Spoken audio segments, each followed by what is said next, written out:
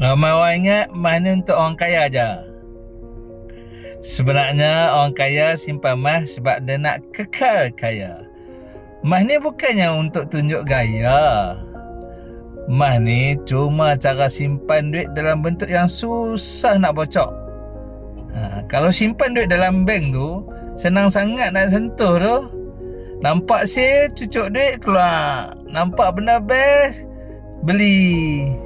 Tapi bila simpan dalam bentuk emas, hang kena fikir 2 kali sebelum nak jual. Itu yang buat dia jadi alat disiplin. Bukan sebab mahal, tapi sebab dia paksa hang jaga duit. Okey? Dan hang tak perlu tunggu kaya pun nak mula ni. Mula kecil pun boleh. Yang penting mula. Okey? Kalau hang nak tahu macam mana nak mula simpan emas walaupun bajet hang tak besar, DM aku, komen emas. Aku explain satu-satu. Okey? Santai je, relax je. Assalamualaikum.